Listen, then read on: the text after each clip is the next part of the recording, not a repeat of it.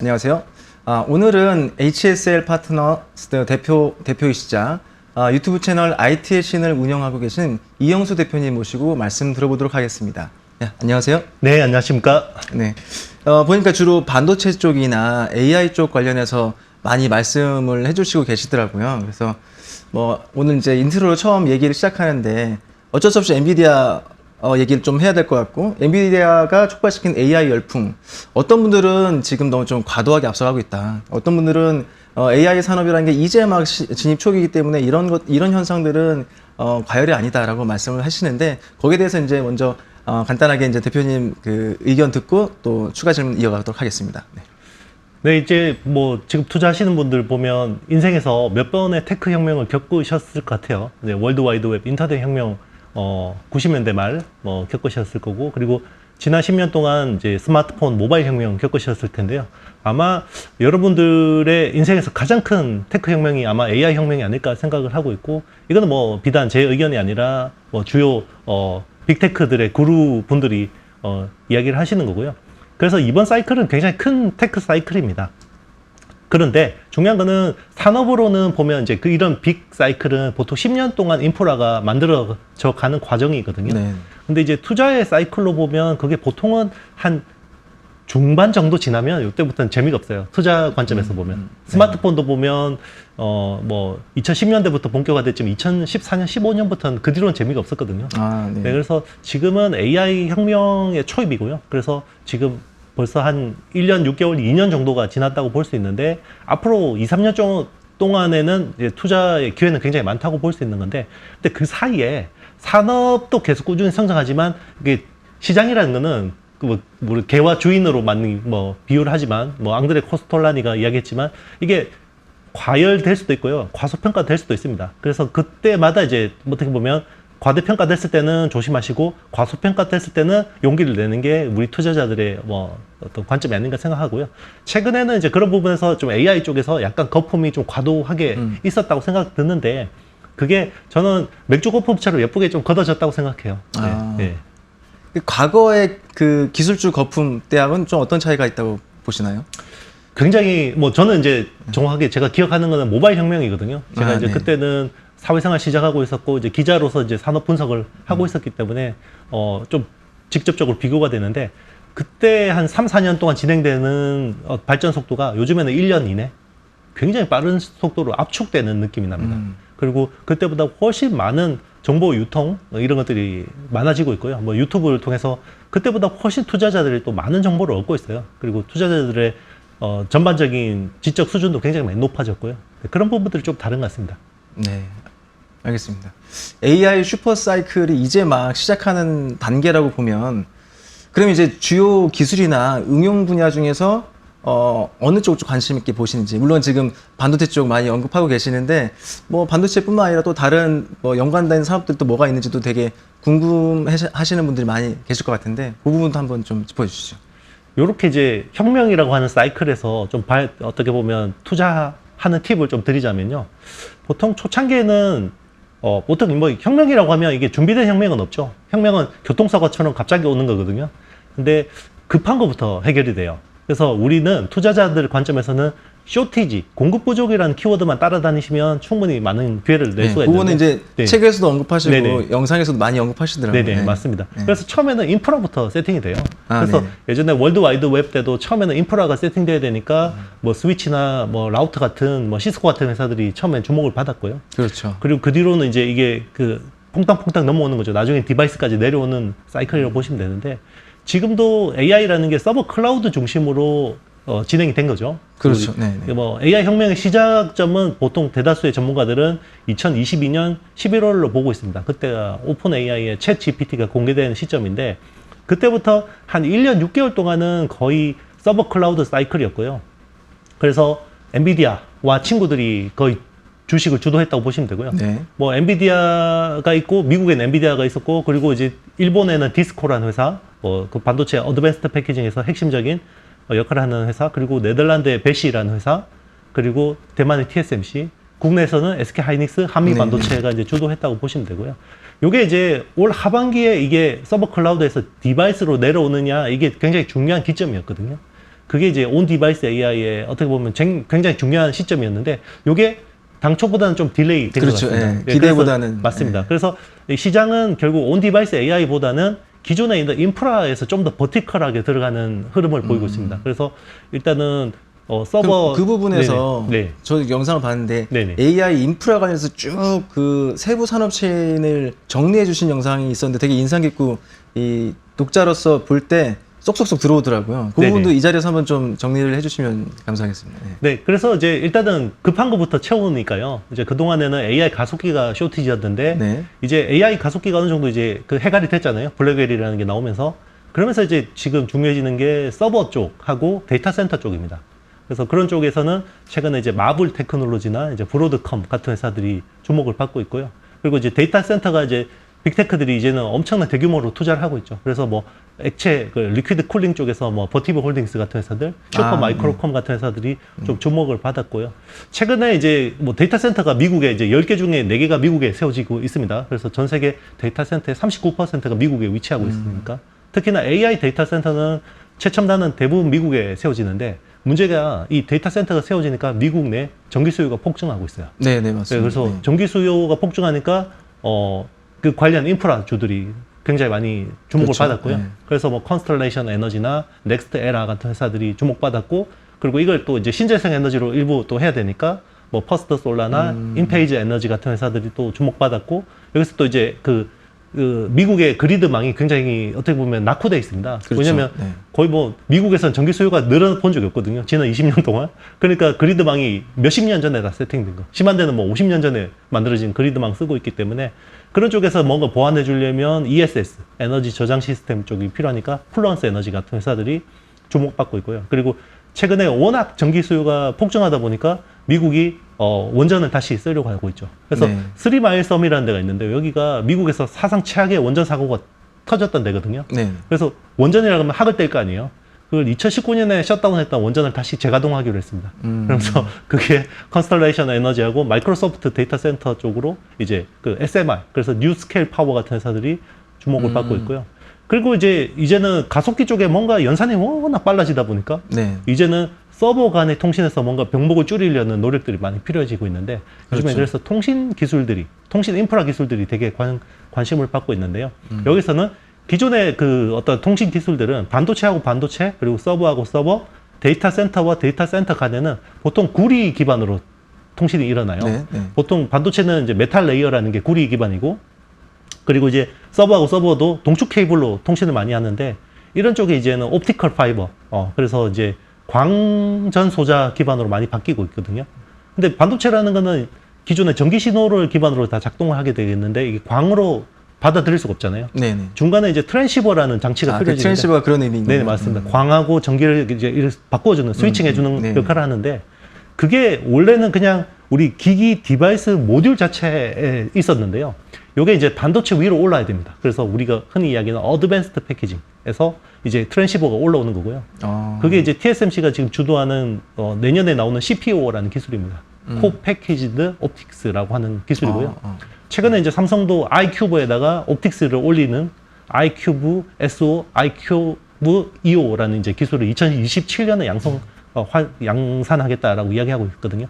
그래서 이제 이런 광전 소자 쪽이 또 주목받으면서 또 수혜를 보는 게 마블 테크놀로지, 브로드컴, 그리고 이제 새로 나온 회사 코이런트.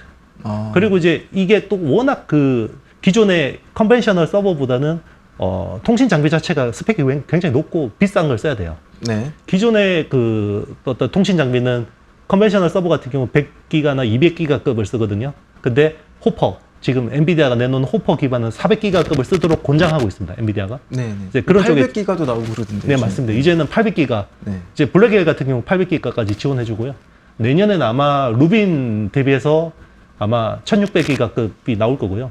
그런 쪽에서 이제 수혜를 보는 회사들이 아리스타 네트워크스, 뭐 최근에 셀레스티카 같은 회사들이 좀 주목받고 있습니다. 한 5분 사이에 뭐 어마어마한 종목들이 한 20종목도 이상 이제 리스트가 쫙 업데이트 됐고 또 관련된 세부 산업들을 설명해 주셨는데 물론 지금 이제 대표님께서 이런 기업들 다 투자를 권유한다 그런 의미는 아니고 이제 네네. 산업 밸류 체인에 그런 기업들이 있는데 아마 이 지금 언급해 주신 기업들을 하나하나 스터디하다 보면은 또 재미있는 투자 기회도 있을 것 같다는 생각이 들긴 하네요. 그러면 좀 전에 얘기하신 거 그리고 전체 AI 산업 밸류 체인에서 봤을 때 그래도 세부적으로는 뭐 어떤 분야가 조금 더 괜찮아 보인다 혹은 관심 있게 투자가로서 접근하는 게 좋겠다 뭐 이렇게 보시는 분야가 따로 있나요? 일단 이제 그동안 우리나라가 미국 테크하고 같이 동조화했던 거는 우리가 HBM을 했기 때문에 그렇거든요. 네네. 그럼 반대로 올 하반기부터 미국 테크는 좋은데 왜 국내 테크는 안 좋냐? 그렇죠. 예. 온디바이스 AI가 안 돼서 그래요. 네. 근데 HBM 같은 경우는 어떤 AI 가속기의 핵심이잖아요. 근데 지금 미국이 뭐 어떻게 보면 그 인프라가 확장되는 그 사이클에서 우리나라가 핵심적인 역할을 하는 게 없어요. 그러니까 주도주가 없는 거거든요. 네. 근데 이게 광전 소자가 되면 우리가 기회가 있습니다. 왜냐하면 뭐 통신 장비나 이런 쪽에서는 우리가 별로 잘하는 건 없지만 여기서 광 기반으로 커뮤니케이션이 되게 되면 기존 기판이 플라스틱 기판에서 유리 기판으로 바뀌어요. 그 부분에서 우리나라 네. 기업들이 기회가 있다는 건 어떤 이유인 거죠? 글래스 코어 기판이라는 게 지금 국내 디스플레이 업체들이 신규 사업을 많이 해요. 우리 뭐 작년에 태조 이방원 기억나시겠지 모르겠지만 태양광하고 뭐 조선하고 뭐 철강 이런 것들이 갑자기 2차 전지를 만나면서 굉장히 멀티플 리레이팅이 됐잖아요. 그러니까 지금 디스플레이 산업이 사실 OLED 투자 사이클이 끝나면서 굉장히 안 좋은 상황인데 여기서 글래스 코어 기판이라는 새로운 매력적인 신규 사업이 붙으면요 멀티플 리레이팅이 될 수 있고 그리고 유리 기판 쪽을 가공하는 요소 기술들은 국내가 되게 많이 가지고 있습니다. 그래서 그런 쪽에서 좀 우리가 글래스 코어 기판 쪽에서는 우리가 뭐 광전 소자 트랜시버를 하고 뭐 그 안에 뭐 이런 뭐 설계를 하고 이런 것들을 우리가 못하지만 적어도 글래스 코어 기판 쪽의 밸류 체인은 우리가 HBM 못지않은 중요한 역할을 할 수 있지 않을까 이런 기대감이 있는 거죠. 네, 알겠습니다. 지금 이제 조금 얘기하다 보니까 되게 어려운 용어도 좀 많이 나오고 내용이 깊어지는데 저희가 이제 채팅창을 통해서 궁금하신 거 있으면 언제든지 여기 채팅에 남겨주시면 대표님 통해서 질문에 최대한 답변을 드리도록 하겠습니다. 지금 관심 있게 채팅창에 좀 질문 올려주시면 감사하겠고요. 다음 질문으로는 지금 이제 빅테크 AI 경쟁에서 예전에 잘 나가던 기업들이 조금은 뒤처지고 있다라는 그런 얘기를 듣는 기업도 있잖아요. 뭐 애플 같은 기업들도. 그런 기업들이 있는데 최근엔 또 다시 재평가되고 있다. 뭐 이런 얘기도 있더라고요. 이거는 어떻게 봐야 되나요? 그러니까 애플 같은 경우는 사실 AI에서 좀 뒤처졌다고 볼 수 있고 실제로 뒤처져 있습니다. 네, 그럼에도 불구하고 애플이나 이제 이런 뭐 테슬라 같은 회사들을 주목해야 되는 건요. 그동안에는 모든 게 AI 기술 그러면 컴퓨팅 파워를 많이 가지고 있는 회사들이 좋은 거였거든요. 예를 들면 뭐 오픈 AI나 마이크로소프트 그리고 구글 같은 경우도 워낙 그 어떤 컴퓨팅 파워가 뛰어나니까 우리 보통 AI에서 이야기했을 때 매개 변수 이야기 많이 하잖아요. 그게 컴퓨팅 파워라고 볼 수 있거든요. 그러니까 컴퓨팅 파워가 좋으면 좋은 건데 애플 같은 경우는 그런 쪽에 투자를 거의 못했단 말이에요. 그러면 이게 뒤처졌구나라고 이야기할 수 있는데 이 AI가 좋아지는 요소 중에 두 가지가 굉장히 기본적인 요소인데요. 컴퓨팅 파워하고 데이터입니다. 그러니까 그동안은 데이터는 우리가 물과 공기처럼 그냥 대충 웹에서 크롤링해서 끌고 올 수 있는 거라고 생각을 했는데 이게 컴퓨팅 파워 발전 속도가 너무 빠르니까 빅데이터를 학습하는 속도가 너무 빨라진 거죠. 그래서 이제는 내년이 되면 학습할 빅데이터가 부족해진다라는 연구 결과들이 나오고 있어요. 대표적으로 미국의 에포카 AI 같은 데서 이야기하는 건데요. 그래서 그러면 이제 퍼블릭 빅데이터를 대부분 이제 다 학습해버린 거죠. 그러면 이제 어떻게 학습을 해야 되냐? 이제는 프라이빗 빅데이터밖에 없죠. 근데 프라이빗 빅데이터인데 이게 그냥 가져오면 개인정보 유출이잖아요. 그러면 비정형, 비식별 데이터를 가져와야 되는데 거기서는 또 가공 기술들이 필요합니다. 그러면 그런 로우 데이터를 가공해서 AI가 학습할 수 있게 그러니까 쉽게 이야기하면 이유식으로 끓여줘야 되거든요. 근데 그런 쪽에 필요한 툴들을 제공해주는 회사들이 주목받을 수 있죠. 뭐 그런 쪽에서는 뭐 세일즈포스나 스노우플레이크 같은 회사들 그리고 최근에 뭐 주목받고 있는 오라클 같은 회사들도 그런 데이터베이스 쪽에서 중요한 뭐 물론 클라우드 서비스 쪽도 잘하고 있지만 그런 회사들을 좀 주목할 만합니다. 그런 관점에서 봤을 때 이제 한국 기업들도 뭔가 조금 더 수혜를 받을 만한 여지가 있는 분야나 기업들이 있을까요? 애석하게도 이런 말랑말랑한 쪽 소프트웨어 데이터베이스 쪽은 사실 국내가 좀 별로 할 수 있는 게 없고요. 사실 네이버를 저는 되게 주목을 했었어요. 네이버가 사실 그 비영어권 쪽에서 워낙 많은 빅데이터를 가지고 있잖아요. 라인에서. 근데 이제 라인이 지금 굉장히 불확실해졌잖아요. 그런 부분 때문에 투자 아이디어가 많이 깨졌고요. 근데 어쨌든 뭐 빅테크들도 열심히 AI 개발하지만 각 국가들도 AI를 개발하지 않을 수 없어요. 왜냐하면 안 하면 디지털 시대에 그냥 식민지가 된다라고 이야기를 하거든요. 네. 왜냐하면 자국어 기반의 AI가 없으면 그냥 미국이 제공해주는 AI를 써야 되고 그 빅데이터를 쪽쪽 빨린단 말이에요. 그러면 모두 자국어 기반의 AI를 그걸 이제 뭐 써버린 AI라고 그렇죠. 하는데 네. 큰 화두 중에 하나잖아요, 이게. 맞습니다. 네. 그래서 그런 쪽에서는 네이버가 잘할 수 있는데 아직까지는 뭔가 뚜렷하게 뭐 보여주지는 못하는 것 같습니다. 좀 아쉬운 부분이 있긴 하네요. 네, 그렇죠. 네. 그래도 뭐 아직까지 기회 있으니까 한번 지켜봐야 될 것 같습니다. 네. 네.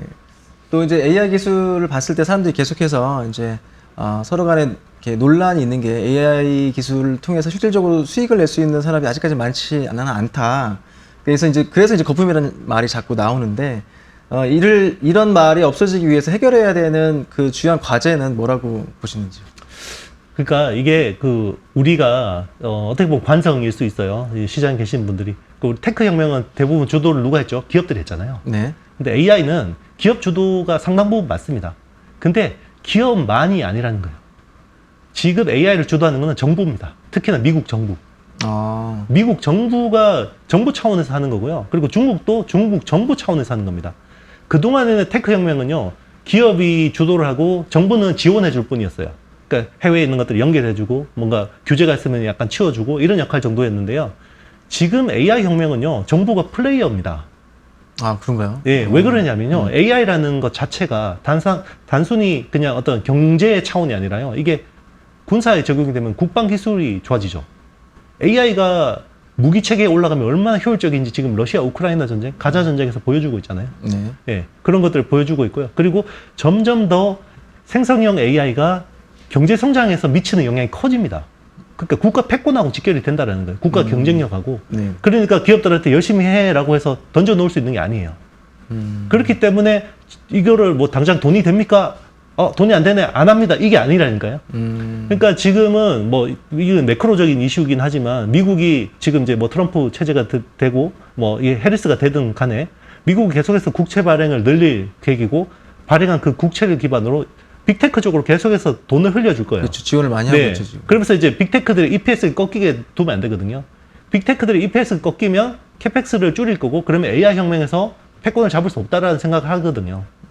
이제 그래서 지금은 미국 내에서 이런 게 컨센서스가 됐어요. 야당이든 여당이든. 네. 왜냐하면 이거는 AI 혁명은 결국 미중 간의 패권 전쟁이고, 여기서 이기기 위해서는 미국 빅테크가 잘 돼야 된다라는 거. 예전에는 이게 뭐 부채 비율이 늘어나면 너무 높아지면 미국이 신용도가 떨어지고 이런 리스크가 있었잖아요. 오바마 때도 그런 일이 있었고, 지금은 아무 의미 없습니다. 달러 패권만 유지가 된다 그러면 미국 부채를 뭐 좀 늘리더라도 네. 이게 AI 쪽으로 흘러간다 그러면 충분히 용인이 되는 지금 뭐 시대인 거죠. 네.